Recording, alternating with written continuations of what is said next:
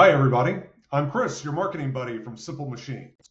What I'm going to do today is to guide you through how to clean up your paid advertising keywords in Databox. So, do you have filthy keywords? I'm not talking about bad language, I'm talking about keywords with superfluous information.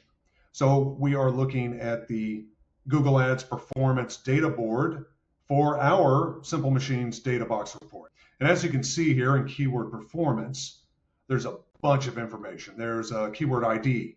There is an ad group name before you even get to the keyword itself.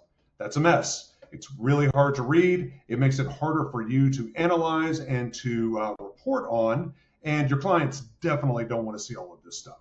So what to do? Let's go into our Databox editor. We'll click on keyword performance and see what's going on. First of all, we can see that we have out-of-the-box metrics directly from Google Ads metrics. So as you can see, there are clicks, and the out-of-the-box metrics include all of this extra information, which we don't need for our reporting. Same with CTR. This is a basic out-of-the-box data box metric. What to do?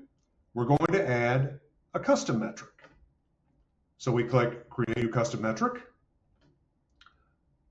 Our data source is already selected. It's Google Ads. The resource we want is Keyword View. So we select that. The metric in this case will be clicks. And to get it to display properly the way we want, we need keyword text. And here it is, Ad Group Criterion, Keyword Text. Let's go ahead and preview the data. While the data box is churning, let's go ahead and name this appropriately. So this is for Simple Machines, and in our case we use SMCH as our acronym. SMCH clicks by keyword. That makes the metric a lot more easy to identify when you're looking at a big list of metrics. Let's save that. Custom metric was saved. It's in our table, as we can see over here. Next, we want to add the CTR. So we click Add Metric again. This time, I'm going to see if I've already created a CTR.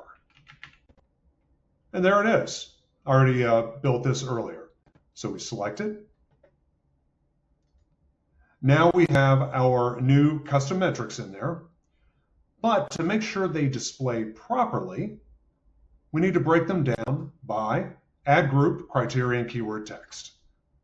And we'll do that for both custom metrics.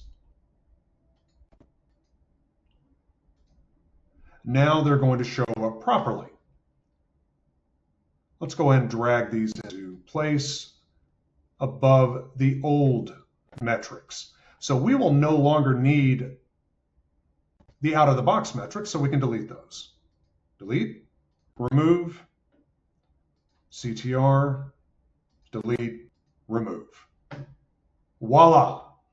As you can see, we now have nice, clean keywords. Let's see what it looks like in full screen view.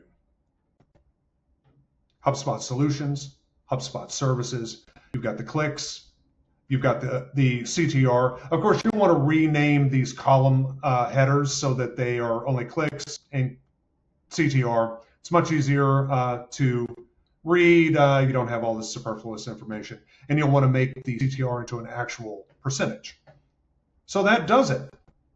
This makes the table so much easier to read and so much easier to speak to when you're presenting it to your clients.